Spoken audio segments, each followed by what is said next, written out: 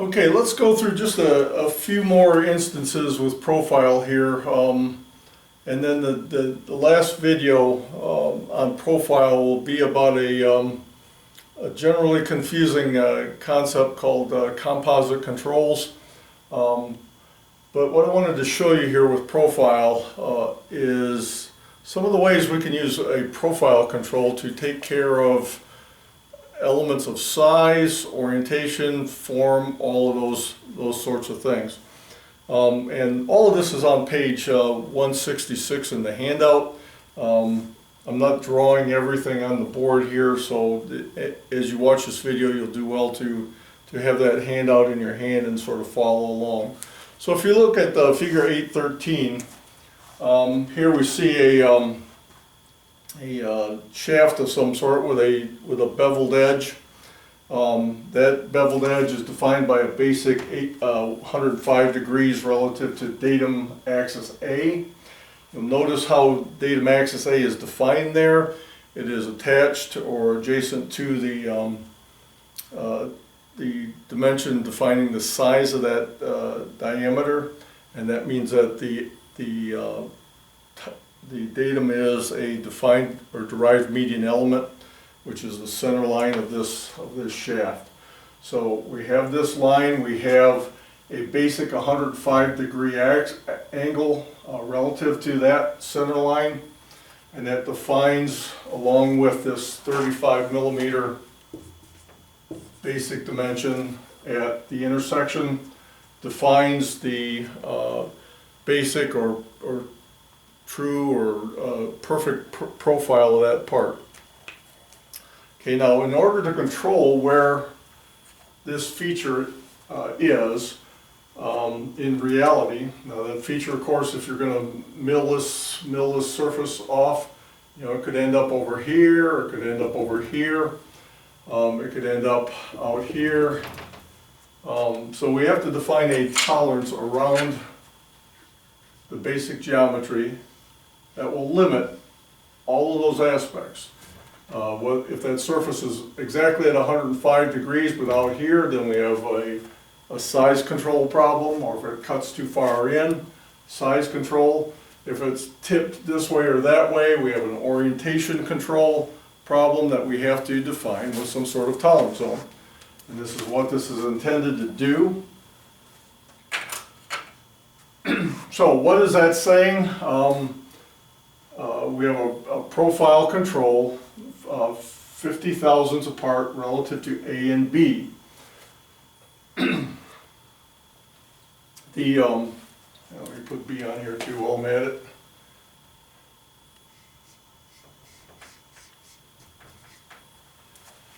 Okay, so this is telling me that I need a profile control.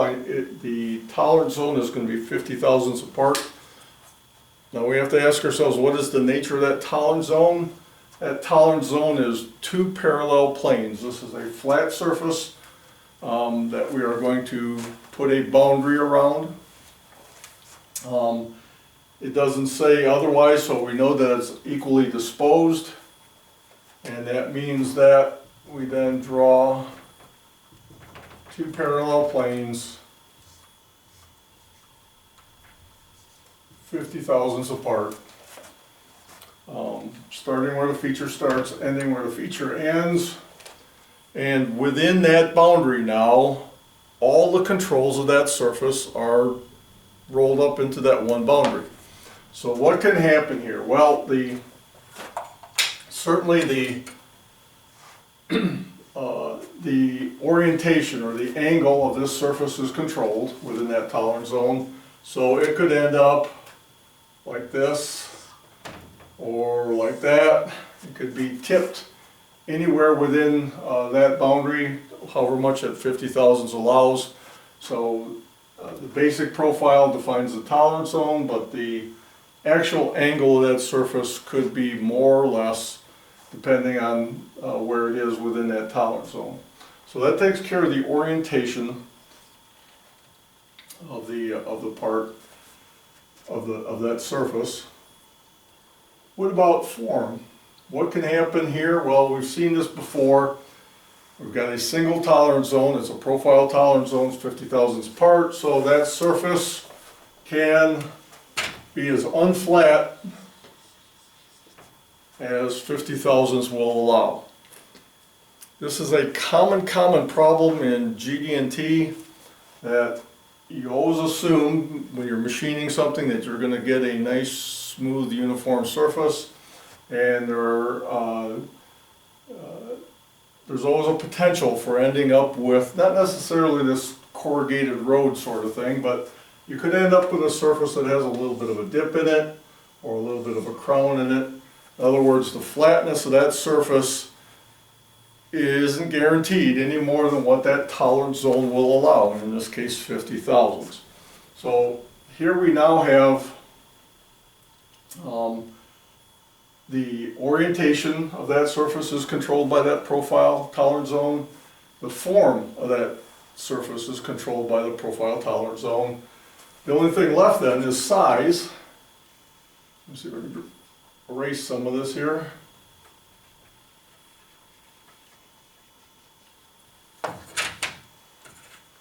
So what does this do for size? Well, what's defining the size of that part? In this case, it's this. We have a basic 105-degree angle and a basic 35mm dimension from the end of the shaft, and that defines how thick these two elements are. Basically, the size of this wedge-shaped portion of the shaft. Does the profile tolerance zone control that also? Yes, well it does, absolutely. Let's say that we've got the milling machine set up perfectly, we've got it exactly 105 degrees, and we start cutting. Well, the 35mm size dimension has a tolerance of 50 thousandths either side of it, or plus or minus 25 thousandths. So that actual surface that's being cut could be right out here at the edge of the boundary, making a nice thick part, or it could be cut back here. Now if it's going to be cut right at those boundaries, obviously then you've used up all your form tolerance, so it's got to be perfectly flat. You've used up your orientation, or some of your orientation tolerance, so it's got to be oriented in such a way that even if that surface is nice and flat and you're making it thick, you can still tip it a little bit, but it still has to fit within those boundaries. So you've got a lot of things to consider. You're controlling all those aspects of form, size, and orientation with a single control. Not that you can't do that, but when the engineer applies that tolerance zone, he has to think very carefully about how big that tolerance zone can be, because he may be able to tolerate a lot of angular error, but maybe not a lot of form error. So again, I don't see this used very often. I don't encourage it. I think you have the ability to pick a specific control for a specific issue for a reason, and you should always consider that. So anyway, that's the scenario where we're using profile sort of as an omnibus control, so we don't have to fill the drawing up with feature control frames.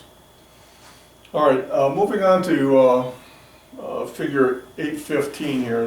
I'll just pick one of these examples. The other two on the page I think you can look at. They're easy enough to understand. Figure 815 is a little strange, but I have seen instances where this sort of control is useful. So what you have here is a part. I didn't draw it completely the way it's shown, but you get the idea. You've got what is basically one surface with a series of relieved notches in it. This is very similar to what you might see in a casting, where you want to eliminate a certain amount of weight, so you just sort of scallop out a fair amount of weight. So what do you have here? Do you have a single feature, like a one plane part, Well, practically you do. When you put it on the milling machine, you're going to mill the whole thing, and you could treat it as one feature. But sometimes that isn't the best way to deal with it. So this example of a profile, or actually two profiles, introduces this concept of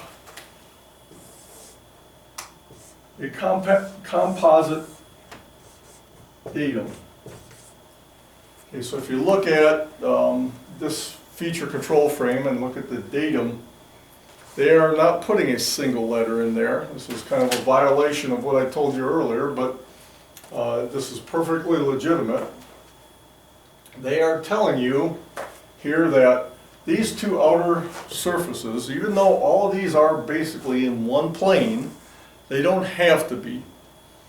They're drawn as a single plane with 4 different features, but you can treat the outer two as datum points, and not just one, but 2, so that you can, when you set up to measure this thing, you actually set up on 2 of those. So if you were going to do this on a surface plate, say, you would set a parallel underneath this and a parallel underneath this.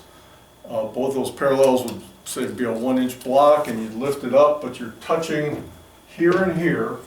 And now you're going to evaluate the profile of these 2 surfaces.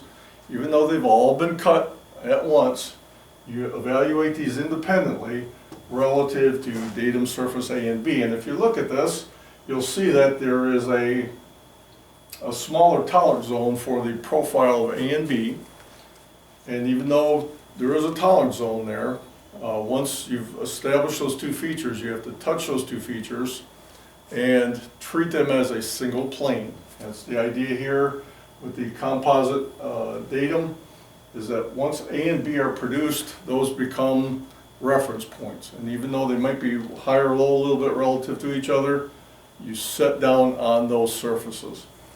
And then you evaluate the profile of these 2 surfaces with regard to A and B. And again, that you can see this as basically twice the profile on these 2 pads as these 2 pads. And there's a good example here in the means this portion of it, and you have to kind of stare at it for a minute, but you'll get the idea, is that this allows those 2 inner pads to be recessed in relative to A a little bit, or projecting out a little bit. And that would be a problem if both of these surfaces were going to contact a single surface on another part. Here, obviously, as you can see, these 2 surfaces are going to be the contact points, and there's nothing but air underneath these 2 inner surfaces. All right, so look at the, you can look at the other examples here. I don't want to belabor this because, again, it's I think you'll get it. If you ever encounter it, and it's fairly rare, you'll probably have to go back to the book to get it. We're not going to test on any of this. It's just one of those things that I do want you to be exposed to see the power and the level of control and variability that you can have on this profile tolerance. It's again, probably one of the harder controls to interpret, but it does a lot.